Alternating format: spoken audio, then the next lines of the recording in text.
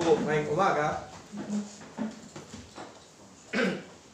Salamat po sa ating Panginoon sapagkat yung mga kalalakihan po natin ay nagagamit na po ng ating Panginoong Diyos. Kaya ako po'y natutuwa, nagagalak po sa ating Panginoon na I believe, sa biyaya po ng Diyos, yan po ng mga kalalakihan magpagamit na po sa ating Panginoon sapagkat napakahalaga po yan. At ito po ang nais po ng ating Diyos na buhay.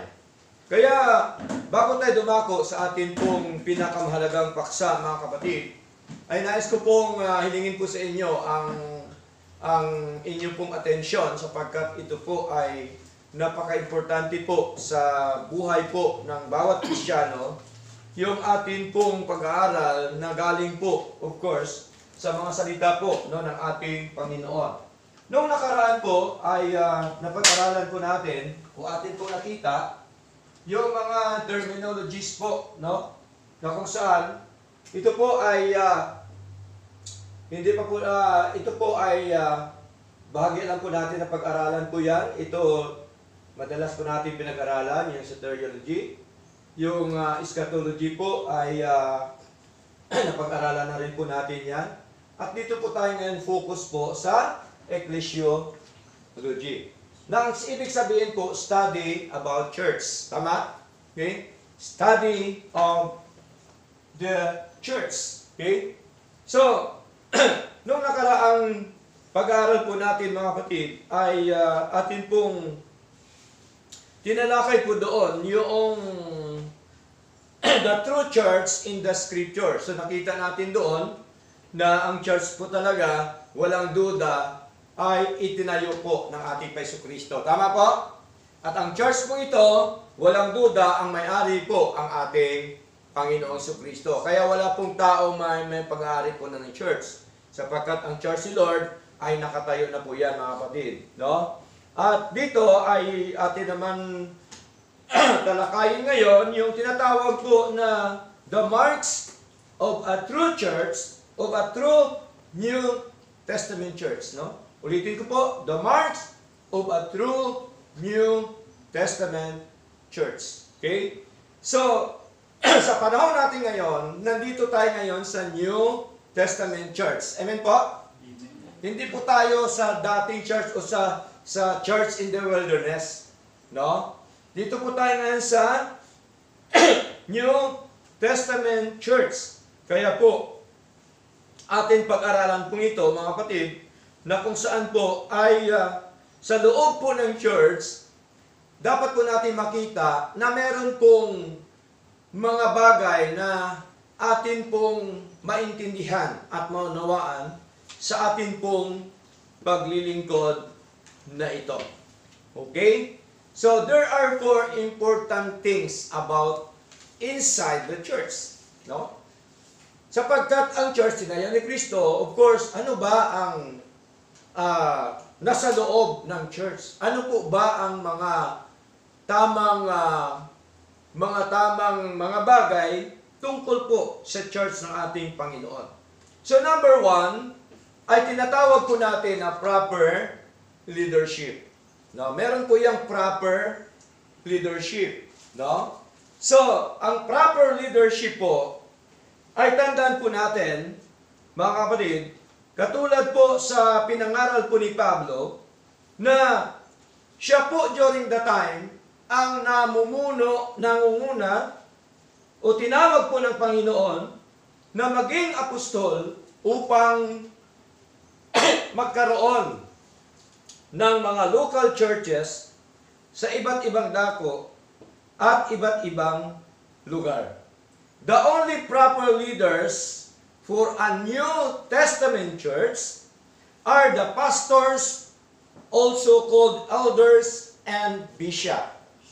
Okay, yun po ang sa loob ng church, no? Yun po ang proper leadership. Siya po ang namamahala, siya po ang nagpapatakbo ng church po ng ating Panginoon. Okay? At ang tunay na church, wala po yung board of trustees. Tandaan po natin, ha? Pag sinabing Board of Trustees ay yung mga posisyon. Di ba ba sa mga church ngayon, merong presidente, tama po? Merong vice president, merong mga sekretary, merong mga treasurer, no? Sa totoo lang po, magulo po yan, tama po? Nagkaroon po dyan ng mga inggitan o anuman, tama po? Pero ang tunay na church ng Panginoon, wala po yan, no? No Board of Trustees and denominational hierarchy. Pag sinabi pong hierarchy, ang church po, wala pong mataas po dyan. Wala pong naka-umbrella, hindi po dapat naka-umbrella sa sino mang tao o sa sino mang founder. Tama po? Sapagkat tandaan po natin mga kapatid, ang ating founder, ang ating Jesucristo. Amen po? Siya lamang po yung founder. Wala hong founder na tao mga kapatid. Okay? Pero atin po nakita ngayon, nagsisilipan na po, karamihan po, may mga hierarchy, may mga founder. Tama po? Kaya po sa ibang mga churches, no, hindi po lingid sa kalaman natin yan, meron silang reverend. Tama po? Narinig nyo na ba yan? Ay, nandyan si reverend. Diba? Kaya pag nakita sa reverend, anong ginagawa? O, nagmamano kay reverend yan. Tama po? Ay, nandyan si reverend. Ang iba naman, pinupunasan pa yung paa ni reverend. Di ba? Talagang in-acknowledge na nila na parang Diyos. Tama ba? At si Reverend, iba po yung pagkain, masarap. Naka-aircon si Reverend. Pero mga miyembro, kahit electric fan, wala. Totoo po yun, mga kapatid. Okay? Hindi po yan haka-haka. Okay? Sapagkat ayaw ni Lord yung nagsisinungaling tayo. Tama? Okay? Atin po yan nakita, atin po yan naobserbahan. Ano pa po? Ang kasunod ng reverend? Bishop. Di po ba? Ay, nandiyan si Bishop. Okay? Anong kasunod? Pastor. Senior pastor. Junior pastor. Assistant pastor. Ibig sabihin, meron silang hierarchy. Pagka nakamali si reverend, walang pumupuna. Tama? Kasi reverend yun mababa ka lang. Paano mo pupunahin yung mataas? Parang sa gobyerno, ang style. Kasi po, sa totoo lang, hindi naman talaga po yung totoo na naglilingkod sa Lord. Sa totoo lang, business po yan. Amen? Business po, karamihan na yun. Hindi ko naman nila lahat. Pero marami ngayon, business. Networking. Di ba? Kaya ang tinuturo sa kanila, kailangan ka magligtas, magdala ka ng kaluluwa dito. Pero ang totoo niyan, para dumami, para malaki ang offering. Malaki ang tithes. Di ba? Tapos may mga style pa siya, tatakutin ang miyembro. Pagka hindi ka nabigay, paparusahan ka ni Lord. Di ba? Alam po ba ang totoong pagbigay, grace giving po yan, ang ibig sabihin, ang tinatawag po dyan. Pag sinabing grace giving, ibig sabihin, galing sa iyong puso. Amen? Hindi napipilitan, sabi ng Biblia, na magbigay sa Lord. At saka, higit sa lahat, ang totoong pagbibigay, hindi po yan tinututukan ng kutsilyo, yung sibot. Di ba? Hindi po yan tinututukan ng sibot. O, anong tawag doon? Supot. Sa bagay, puro naman pot. Sibot at saka supot. Tingnan niyo po mga kapatid. Siyempre, pagka ikaw ay tinutukan na, anong gagawin mo? Hands up ka. Sabay, dukot. Di ba hold up? Mapilitan ka kasi mahiya ka Tama po? Pero ang totoong pagbibigay sa Lord ay cheerful giving, yung ayon sa iyong puso. Kaya dito, ganun po ang ginagawa po natin. Tama po? Sa iba, pilitan. Ang iba naman, walang tithes, pero napakalaki ng donation. Milyones. Hindi, mag-donate ka dito. O, diba? Marami po yan. Mga style. Bulok. Di po ba? So dito, pinakita lang po natin na maraming relihiyon ngayon na pera lamang po talaga ang kanilang pakay. Okay? Kaya nga sabi ng banal na kasulatan ay naglilingkod sila sa kanilang sariling tiyan. Basahin po natin. Romans chapter 16, verse 18. Okay?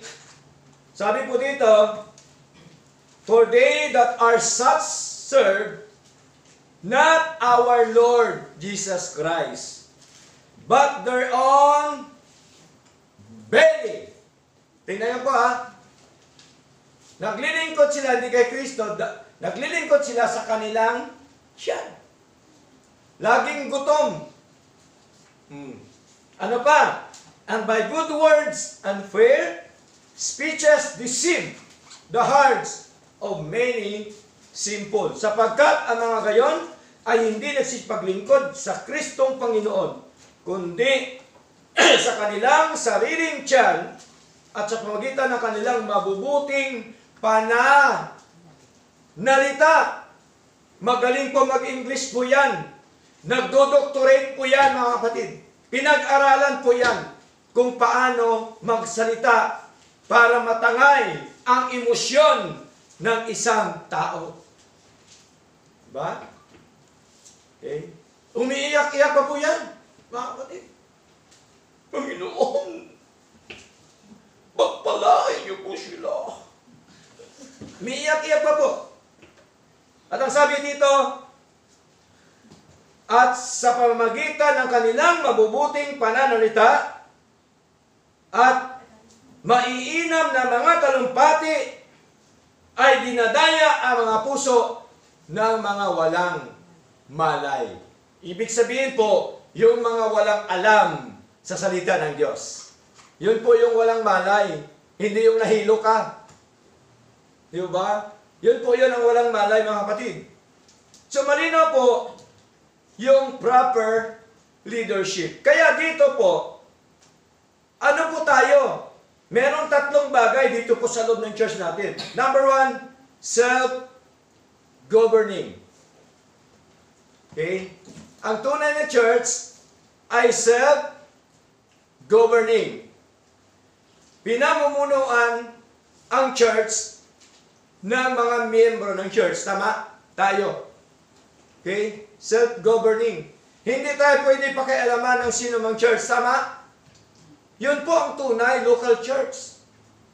Hindi tayo nagpapasakop sa Amerikano, hindi tayo nagpapasakop kung sino man, hindi tayo nagpapasakop sa mga kilalang mga founder dito po sa Pilipinas, sapagkat ang totoong church ay local church. Okay? Local church po, mga kapatid. Kaya tingnan niyo po, maraming mga relihiyon ngayon na dati ang aral nila tama, kalaunay nakurap na. Tama po? Anong dahilan? Sapagkat meron silang pinapapagsakupan na mga iba't ibang malalaking relihiyon. Siyempre, pagka suportahan ka ng malaking relihiyon, sasabihin sa'yo, hindi mali yan, ito yan. Siyempre, dahil suportado ka, kahit mali yung tinuturo sa'yo, tatanggapin mo because of support. Tama?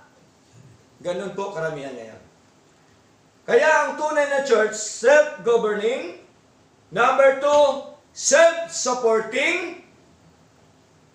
Kaya ang nagsusuporta po sa church, ang lahat ng mga miyembro ng church. Amen po? Amen. Hindi po yung Amerikano. O hindi po sino-sino man. Sa loob po ng church talaga. Self-supporting po tayo. Kaya tayo dito, wala ho tayong suporta sa iba't ibang mga church dito sa Pilipinas. Tingnan niyo po, mga kapatid. Ilang taon na po nag-exist ang church po dito ni Lord? Ilang taon na po? 11 years. May nakita ba kayo na nagsuporta sa atin? Wala. Bakit? Ang tunay na church church, self-supporting. Pero tingnan niyo po, kahit walang nagsusuporta sa atin, pinagpapala ba tayo ng Diyos? Amen. Pinagpapala tayo ng Diyos. Sabi pa nga ni Brother Renz, Pastor, ang laki ng pinagbago. Sabi ko, puri ng Panginoon. Yan, lahat na yan. Bigay po ng ating Panginoon. Meron siyang kinikilos. Tama? Kaya na kilusin, kaya niya hipuin kahit sinong tao para padalhan po ang church ng chicken joy. Diba? At chicken joy ng mga kailangan ng church. Si Lord po ang mag-provide. Ang malaga, tapat lang po tayo sa Lord. Amen po? Amen. Ang malaga, magpatuloy lamang po tayo sa Lord. Meron pong takdang panahon ang lahat ng mga bagay na yan. Ang hiniling mo sa Lord, hintayin natin yung God's timing. Tama? Hintayin natin ang takdang panahon ng Diyos. Huwag tayo mag-apura. Amen po? Hintayin natin ang kalooban po ng Panginoon sa buhay po natin.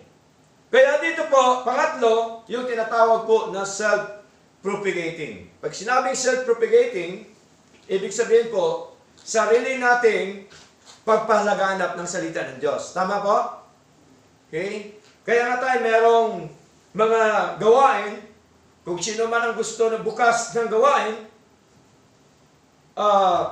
tinuturuan po natin ng mga salita ng Diyos para po magkaroon po sila ng kaalaman tungkol po sa ating Panginoon.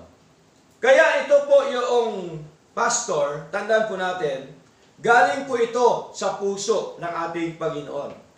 Ito po yung highest calling ng ating Diyos. Hindi po ito biro, hindi ito basta-basta, hindi ito profession na pinag-aralan mo para ka maging pastor, hindi o. Ang pastor, tawag po ng Diyos. Amen? Calling po ni Lord. Tingnan nyo po, marami nag-aral sa Bible School, nagdo-doctorate pa, isaan ngayon? Di ba? Ang iba naman, ilang taon lang na nagsiserve na wala na. Kasi po, tandaan po natin, hindi o basihan ang pag-aaral mo sa Bible School. Tama? Ang basihan na totoong pastor na tinawag po ni Lord ay ang pagtawag ni Lord na galing sa kanyang puso. Basahin po natin, aklat po ng Jeremiah, mga kapatid. Jeremiah chapter 3, verse 15, sabi ni Lord kay Jeremiah, and I will give you pastors, no? Sabi po sa sulat ni Jeremiah, and I will give you pastors according to mine heart, which shall feed you with knowledge and understanding. So yun pala ang gawain ng pastor, no? Magpakain. No, sabi niya sa Tagalog, at bibigyan ko kayo ng mga pastor ayon sa aking kalooban o galing sa kanyang puso, na kakandili sa inyo ng kaalaman at kaunawaan. Kaya tingnan niyo po mga batid, malinaw po na ang pastor po galing po sa puso ng ating Panginoon. Galing sa kanyang kalooban. Galing po sa kanyang nais. Hindi mo pwede na itinula ka lang, pastor ka na. Amen po? Hindi o sinasabihan ka lang, pastor ka na, hindi po, mga kapatid. Hindi basta-basta hindi po biro ang pag-aalaga po ng tupa ng ating Panginoon. Amen po? Kaya po, ang sabi dito, sa aklat po ng Acts, mga kapatid, Acts chapter 20, verse 28, ang sabi po dito, take heed, therefore, unto yourselves, okay, unto all the flock over the which the Holy Ghost hath made you overseers to feed the church of God, which he hath purchased with his own blood. Sino hong pakakainin? Yung church of God, sapagkat ang church of God ay binili yan ng dugo ng ating Panginoong Jesucristo. Sa madaling salita, ang pangangaralan po ay ang mga naglilingkod sa Lord, mga mananampalataya, mga kapatid. Ang sino mang willing na makinig ng mga salita ng ating Panginoon. Kaya po, malinaw po yan na sabi po ng ni Pablo kay Tito na siya po ay maghalal ng mga elders, no? O yung mga matatanda na sa church ng ating Panginoon. Okay? Sa ating binasa kanina, sa Titus po, mga kapatid. Titus chapter 1, verse 5, hanggang sa sumusunod. Sabi dito ni Pablo kay Titus, "For this cause left I thee in Crete, that thou shouldest set and order the things that are wanting, and ordain elders in every city, as I had appointed thee." So malinaw po. Dahil dito, iniwan kita sa Creta, sabi ni Pablo, upang husayin mo ang mga bagay na nagkukulang at maghalal ng mga matatanda sa bawat bayan na gaya ng ipinagbiling ko sa iyo. Verse 6, "If any man be blameless, the husband of one wife." Ang pipiliin po, yung walang kapintasan at may asawa lamang na isa. Hindi yung dalawa. Okay? Hindi tatlo. Isa lang, mga kapatid. Ano pa pong sabi dito? Okay? "Having faithful children, not accused of riot or unrally." Asawa ng isang babae lamang na may mga anak na nagsisisampalataya, na hindi may sumbong sa pangliligalig o suwael. Tingnan niyo po, dapat pala isang elder, i-ordain mo, ang mga anak niya naglilingkod din sa Lord. Amen po? At ang mga anak ko niya, hindi suwael. Okay? So ano pa po sabi dito? Verse 7, "For a bishop must be blameless." Bishop, elder, pastor, isa lang po yan. "For a bishop must be blameless as the steward of God, not self-willed, not soon angry, not given to wine, no striker, not given to filthy lucre." Tingnan niyo po, sapagkat dapat ng obispo ay walang kapintasan. Palibasa siya ay katiwala ng Diyos. Okay? Hindi mapagsariling kalooban. Hindi magagalitin. Di po ba? Pero minsan kasi pag puno na, ang salok, kinakalos na rin po. Tama po? Okay? Hindi porque sinasabi na hindi magagalitin. Ibig sabihin, konting bagay lang dapat hindi tayo nagagalit. Tama po? Pagka sobra na po, anong ginagawa? Kinakalos na po yan, mga kapatid. Di po ba? Okay? At tandaan po natin, ang totoong Kristiyano, hindi po kinukonsente ang mali. Amen? Amen.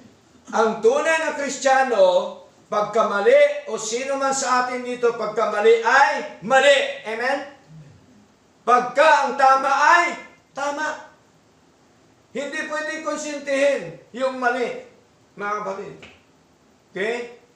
Dapat pagsabihan siya. Tama ba?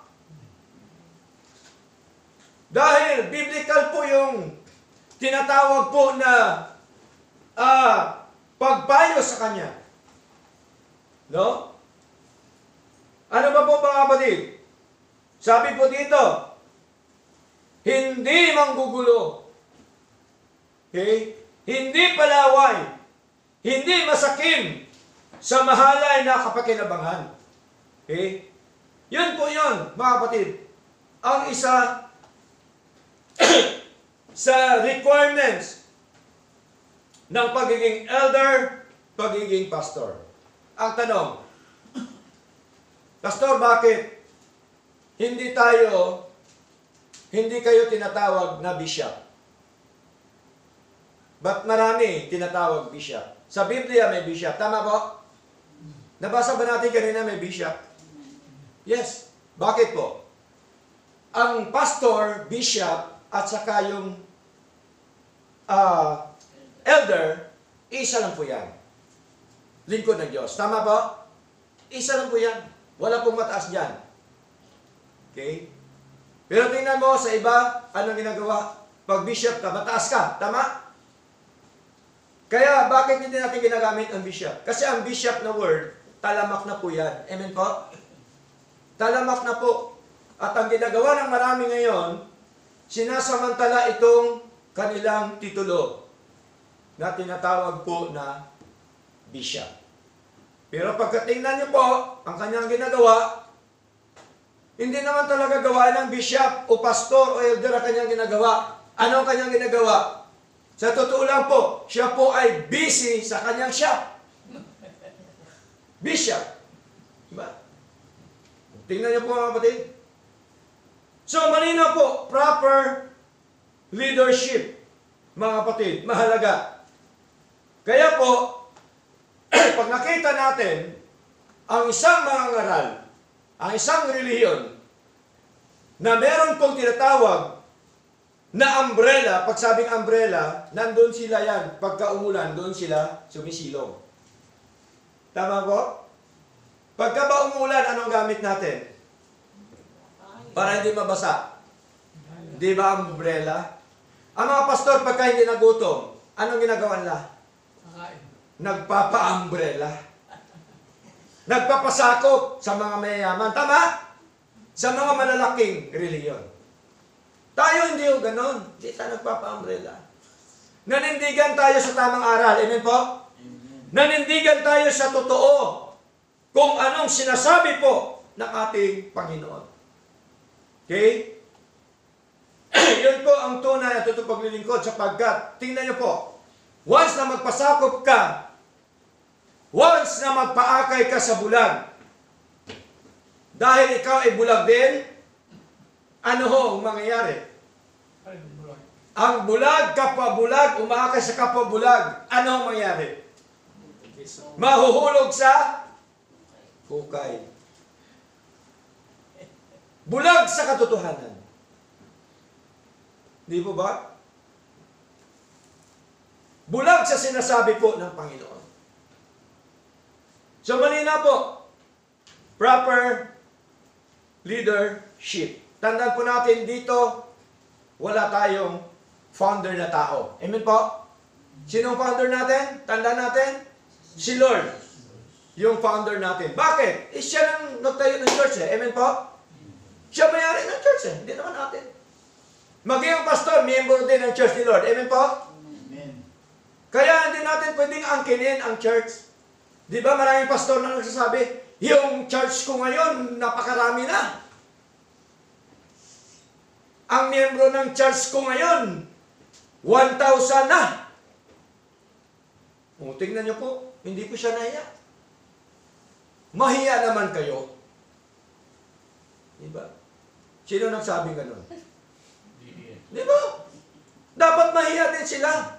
Kasi po, hindi naman nila church yun. Amen po? Church po ni Lord yun. Angkinin mo. Kaya dito, hindi natin angkin.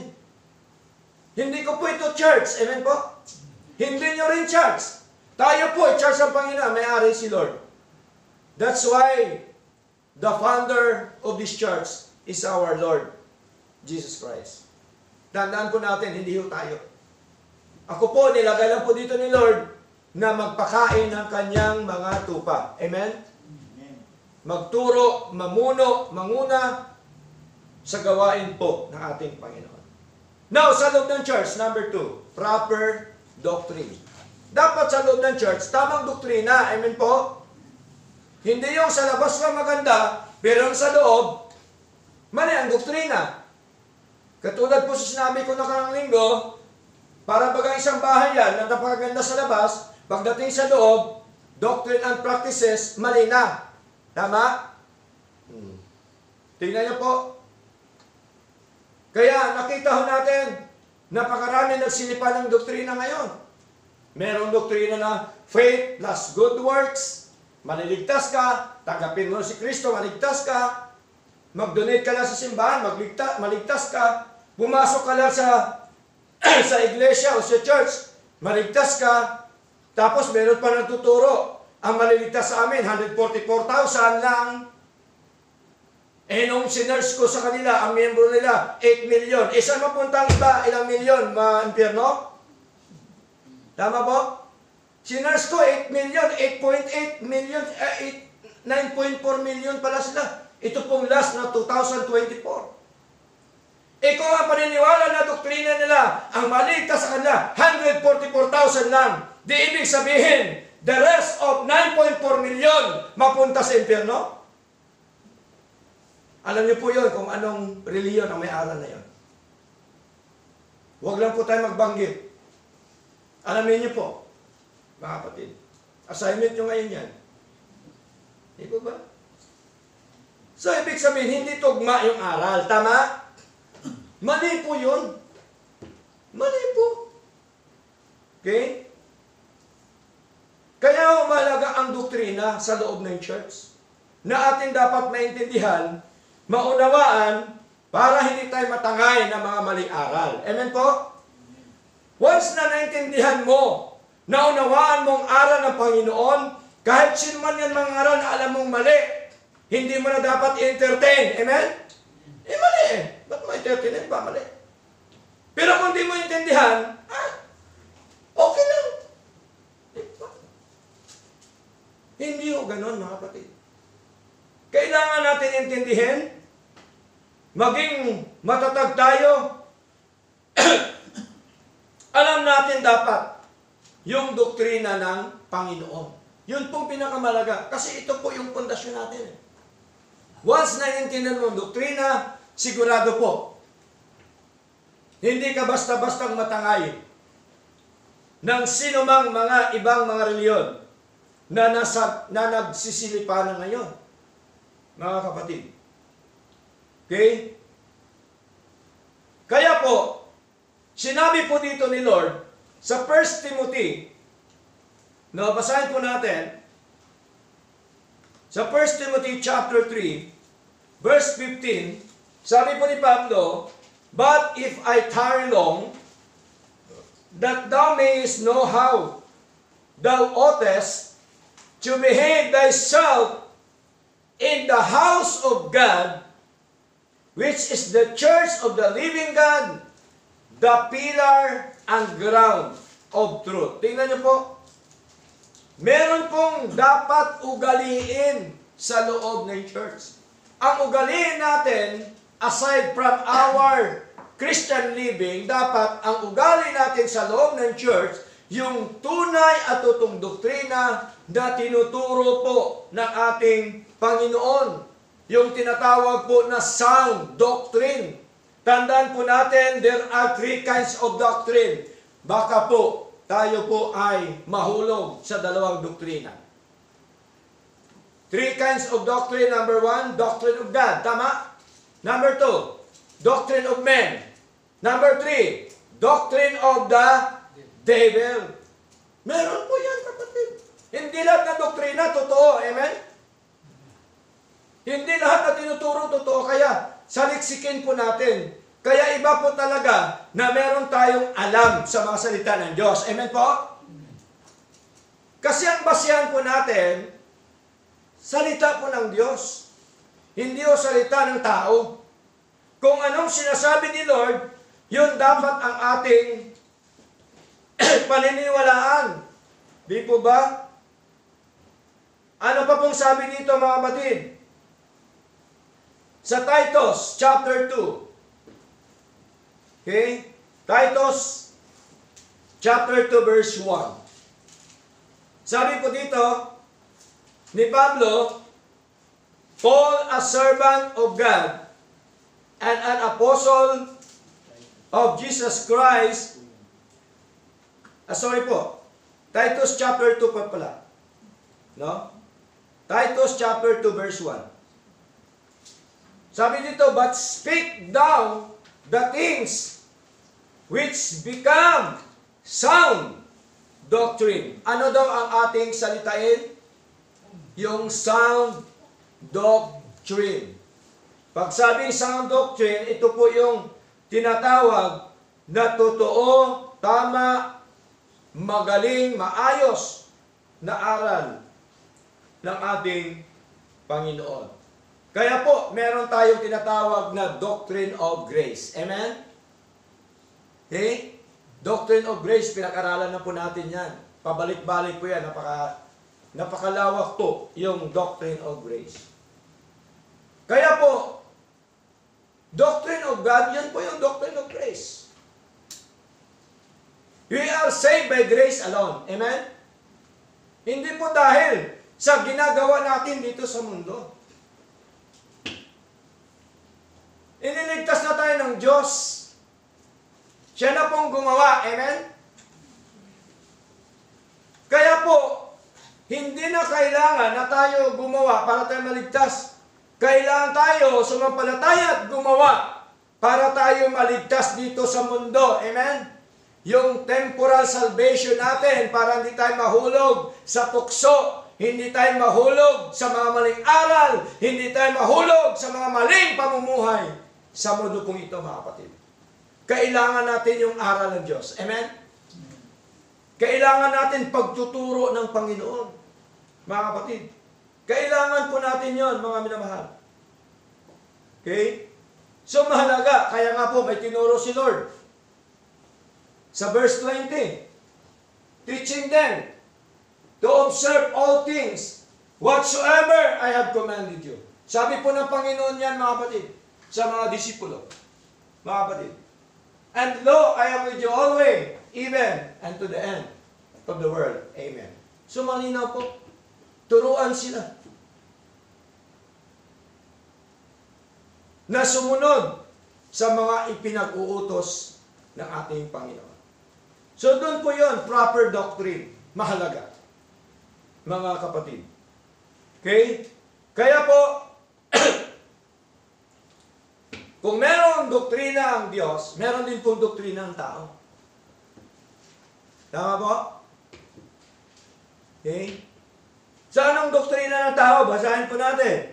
Matthew, chapter 15, mga kapatid. Verse 8 up to verse 9. Sabi dito, these people draw it nigh unto me with their mouth and honor it me with their lips, but their heart is far from me. Ang bayang ito, iginagalang ako ng kanilang mga labi, datapwat ang kanilang puso ay malayo sa akin. Yun bagang yung tao na laging binabanggit si Lord, pero ang kanyang puso malayo sa Lord. Meron ganun eh. Paano mo malalaman yung hindi naglilingkod sa Lord? Tama? Ay ako naman sa Diyos, okay lang. Verse 9, but in vain they do worship me, teaching for the doctrines, the commandments of men. Tingnan niyo po, ito po yung mga hipokrito ng mga tao. Na pagka niyaya mo sa gawain ng Diyos, okay na. Alam ko naman yan lahat Naintindihan naman ako ng Diyos. Hindi na kailan pumunta ko sa simbahan nyo, sa church nyo. Ibig sabihin po, hindi siya sumusunod sa Diyos. Bakit? Ang pagsamba ba utos ng Diyos? Yes. Fellowship ba utos ng Diyos? Yes. Ayaw lang niya magpasakot sa Diyos. That is the doctrine of men. Ano naman doktrina ng Diablo? Babalik ta rin ka. Diba? Yung ginagawa mo sa Lord, pagka binaliktad niya yan, hindi totoo sa Kanya. Di ba ba? Basahin po natin. Aklat po, mga kapatid, ng 1 Timothy, chapter 4, verse 1. Now the Spirit speaketh expressly, that in the latter times, some shall depart from the faith. So, biblical talaga yan. Marami talagang tatalikod sa pananam, palataya. Giving heed to seducing spirits and doctrines of devils. May doktrina bang diablo? Doctrines of devil. Malinaw po.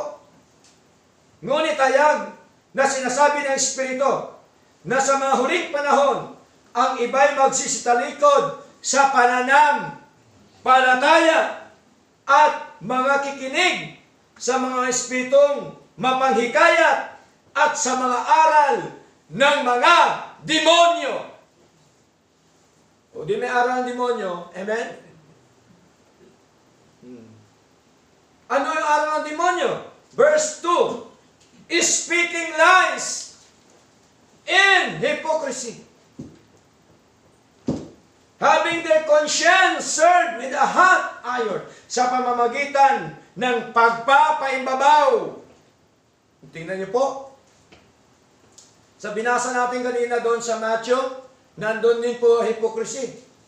Dito rin sa doktrina ng diablo, hypocrisy pa rin. Di ba ba?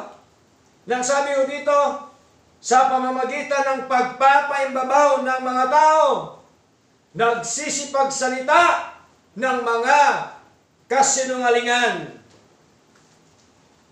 Di po ba? Kaya ang aral ng diablo, puro po yan kasinungalingan. Amen? Lagi po yan against sa ating Panginoon. Pero nagbabanggit din po yan ng Panginoon. Kaya ho, mag-ingat tayo. Di po ba nung tinempt si Eva ng diablo, di ba pinaliktad po ng diablo? Di ba bago sila nagkasala, merong utos si Lord na huwag ninyong kakainin ang isang puno, ang bunga ng isang puno sa gitna ng halamanan. Hindi o sinabi ni Lord, huwag niyong kainin ang mansanas, huwag niyong kainin ang ubas. Ang sabi ni Lord, bunga ng puno sa gitna ng halamanan. Sapagkat sabi ni Lord, once na ito ninyo kakainin, kayo ay mamamatay. Anong ginawa ni Satanas? Hindi totoo yan. Ang totoo niyan, pag kinain nyo, malalaman mong mabuti at masama, at magiging Diyos ka. Tingnan nyo. Di ba tinwist? Tama? Binaliktad. O, ganun pong diablo. Puro po yan ang kasinungalingan. Okay? So, malinaw po. Kaya ko naman po ipinangaral yung doktrina ng tao, diablo, para alam natin. Amen? Meron tayong alam. Pero ang tinuturo dito, ang focus po natin, yung doktrina ng Diyos. Na malaga. Proper doctrine. Sa loob ng church, meron po dapat talaga proper doctrine. Okay? Na number 3, proper living. Tamang pamumuhay. Tama? Tamang pamumuhay. Mga kapatid. Ano pa rin ang ating basihan pag sa tamang pamumuhay? Basihan po natin, salita ng Diyos. Mahalagang Christian living. Tamang pamumuhay, mga kapatid. Okay? At ang tamang pamumuhay, ipinagtatanggol yung tama. Amen? Doon sa mali. Yun pong totoo. Hindi tolerate ang mali. Tama? Hindi ka totoong lingkod ng Diyos kung tinutolerate mo ang mali. Amen? Sapagkat sa Lord, ang tama ay tama, ang mali ay mali. Okay? Kung uso mga yan sa labas, yung suhulan para ang tama ay maging mali at ang mali ay maging tama, sa harapan po ng Diyos, hindi ho ubra yan. Amen? Tatayo at tatayo ang katotohanan. Okay? Proper living, mahalaga. Ang New Testament Church, will manifest godliness in Christian life and service. Dapat talagang mag-manifest po sa buhay po natin. Yung pagkamakadiyos at isang pamumuhay ng Kristiyano. Okay? Kaya po, tinuturo po talaga yan ni Lord. Kaya po, there are 3 types of separation. No? Merong tatlong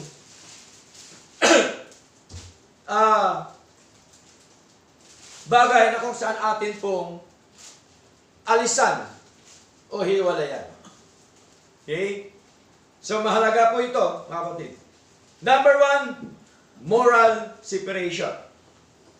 Separation from sins and worldliness. Okay? Pag sabing separation, mga kapatid, huwag mong gawin yung ginagawa nila. Tama? Okay? Pagka gumagawa sila ng mali, huwag mong gayahin. Pagka ginagawa ng mga mundo, huwag mong gayahin. Bakit? May tinuro po si Lord eh. Basahin po natin. Romans chapter 12, verse 2. Sabi dito, and be not conformed to this world, but be transformed by the renewing of your mind, that ye may prove what is that good and acceptable and perfect will of God. At huwag kayong magsiayon sa sanglibutang ito. That is separation ba? Yes, huwag kang sumang-ayon. Di mo ginagawa. Okay? Kundi mag-iba kayo sa pamamagitan ng pagbabago ng inyong pag-iisip upang mapatunayan ninyo kung alin ang mabuti at kaaya-aya at lubos na kalooban ng Diyos. Kaya minsan, maraming mga Kristiyano na hindi nila alam ang kalooban ng Diyos sa kanilang buhay dahil ang kanilang puso, ang kanilang isip natangay ng mga makamundong ginagawa. Proper living, mahalaga po. Pangalawa, doctrinal separation. Pag maling doktrina, hiwalayan natin. Amen po?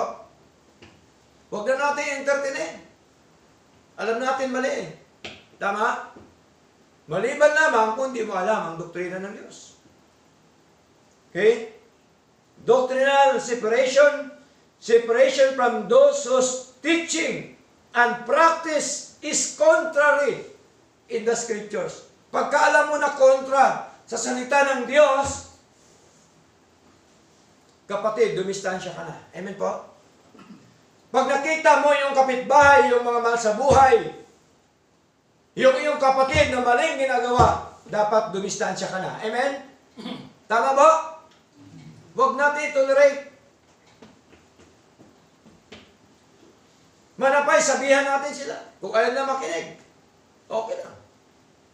At least wala ka ng pananagutan sa Lord. Tama? Pinalalahanan mo siya. Sinabihan mo siya na maling ginagawa. Mapapahama ka. Makukulong ka. Hindi ko ba? Magkasakit ka. Mahalaga po yan mga kapatid. Moral separation. Sorry po, doctrinal separation. Pag maling aral, iwalay natin. Okay? Next, practical separation. Separation from brethren who are committed to disobedient God. No? Malinaw po. Practical separation. No? Yung mga kapatid na hindi sumusunod sa Lord, huwag natin gayahin. Amen po? Yung ayaw nila maglingkod, huwag natin gayahin yun. Yun po tinatawag na practical separation sa buhay po natin. Sapagkat tandaan po natin, there is no Christian liberty to do sin. Hindi tayo malaya na gumawa ng kasalanan. Amen? Pero malaya tayo na maglingkod sa Lord. Tama? Malaya tayo na sabihin kung anong gusto natin, pero hindi tayo malaya na gumawa ng kasalanan. Bakit? Sapagkat tayo po ay patay na sa kasalanan. Amen? Malinaw po. Practical separation, mga kapatid. 1 Corinthians. Basahin po natin. Malapit na po tayo. 1 Corinthians chapter 5 verse 11. Sabi dito, but now, sabi ni Paul, but now I have written unto you not to keep company if any man that is called a brother be a fornicator, or covetous, or an idolater, or a railer, or a drunkard, or extortioner, with such an one know not to eat. Tingnan niyo po. Verse 12. Who have I to do? To judge. Sabi po dito, them also that are without, do not ye judge them that are within. Verse 13. But them that are without God judgeth, therefore put away from among yourselves that wicked person. Tingnan niyo po. Malinaw po. Verse 13. Datapwat sa nga sa labas ay Diyos ang humahatol. Alisin nga ninyo sa inyo ang masasamang tao. So ayaw po ni Lord. Bakit?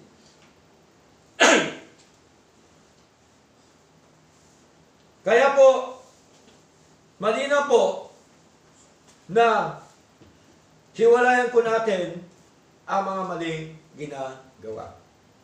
Number 1, proper leadership. Number 2, proper doctrine.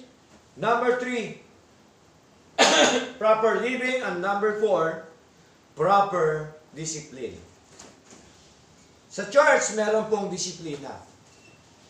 Okay? Sa pamilya po ba may sinusunod na disiplina sa pamilya? Meron. Sa church, ganun din. Di po ba? Sa pamilya, pinapayuhan natin mga anak natin, pagkagabi na, anak, huwag ka nang umalis kasi gabi na. Delikado. Di ba? Sa Lord, ganun din, may disiplina din po sa church. Kapatid. Okay?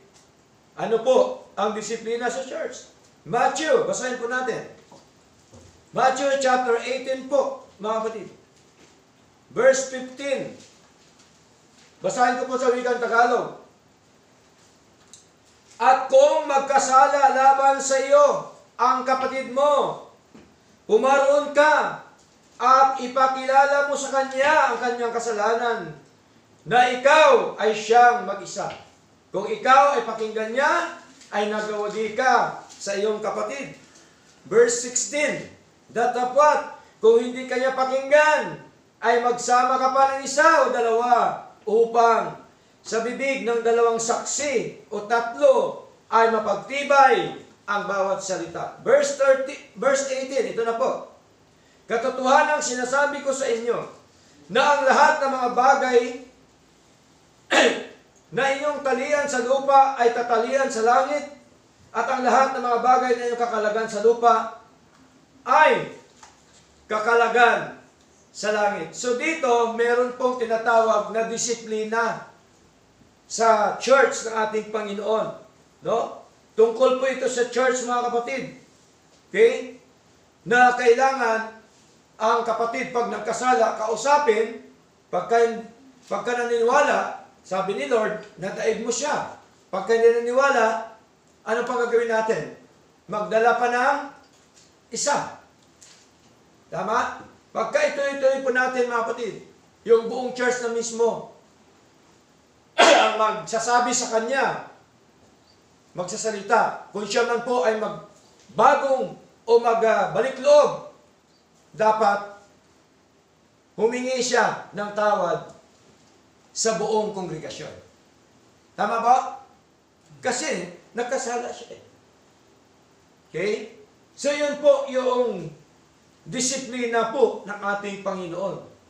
Aside from that mga kapatid, sabi pa po dito sa Titus chapter 3, mga minamahal. Okay? Titus chapter 3, verse 8, tapat ang pasabi at tungkol sa mga bagay na ito, ay ninanasa kong patutuhanan mong may pagkakatiwala upang ang mga nagsisampalataya sa Diyos ay maging maingat na papanatilihin ang mabubuting gawa. Ang mga bagay na ito ay pawang mabubuti at mapapakinabangan ng mga tao. Verse 9, ngunit ilagan mo ang mga hangal na usapan at ang mga pagsasalaysay ng lahi at ang mga pagtatalo at pagtataltalan tungkol sa kautusan, sapagkat ang mga ito ay di pinakikinabangan at walang kabuluhan. Next, verse 10. Sabi dito, ang taong may maling pananampalataya pagkatapos ng una at kalawang pagsaway ay itakwil. Tingnan niyo po. No? Sa loob po yan ng church, mga kapatid. Verse 11, yamang, nalalaman mo na ang gayon ay napahamak at nagkakasala at siya'y nahatulan ng kanyang sarili. So, mahalaga pa rin yung ating pagpaalala sa kapatid. Tama? Ang ating pagsasabi sa kanya. Pero sabi ng Biblia, pagkapalalahanan mo siya una, pangalawa, pagka hindi pa rin pakinggan, ay pag sinabing itakwil, hindi naman po ibig sabihin na huwag mo na siyang batiin, kundi hayaan mo na siya. Tama? Hayaan mo na siya. Huwag mo siyang gayahin at talikuran mo na siya, ibig sabihin, mga kapatid. Okay? Yan po ang disiplina sa banal na kasulatan na dapat po nating makita, mga kapatid. Kaya ito po, ang apat na bagay na ito ay napakahalaga sa ating paglilingkod na ito, yung proper leadership, proper doctrine, proper living, at saka yung tinatawag po na proper discipline. Kaya dapat tayo may disiplina po sa loob ng church ng ating Panginoon. Amen po? Kaya ang disiplinang ito dapat dalhin din po natin kung saan man tayo pumunta sa iba't ibang lugar, iba't ibang dako, mga kapatid, sa atin pong paglilingkod sa ating Panginoong Diyos na buhay. Kaya, ulitin ko po, ang ating conclusion po dito, mga kapatid, no? Sa aklat po ng 1 Timothy, chapter 3, verse 15. Kaya sabi po dito, ngunit, kung ako'y magluwat ng mahabang panahon, sabi ni Pablo, ay upang maalaman mo kung paano ang dapat sa mga tao. Sinong taong ito? Tao ng Diyos. Na ugaliin nila sa bahay ng Diyos. So may pag-uugali sa church, sa bahay ng Diyos. Na siyang iglesia ng Diyos na buhay at haligi at suhay ng katotohanan. Kaya ang church, haligi at suhay ng katotohanan ng ating Panginoon. Purihin po ang ating Diyos at nawa na bigyan natin ng karangalan at kalatian po yung ating Panginoon. Maraming salamat po. Tayo po lahat ay tumayo at tayo po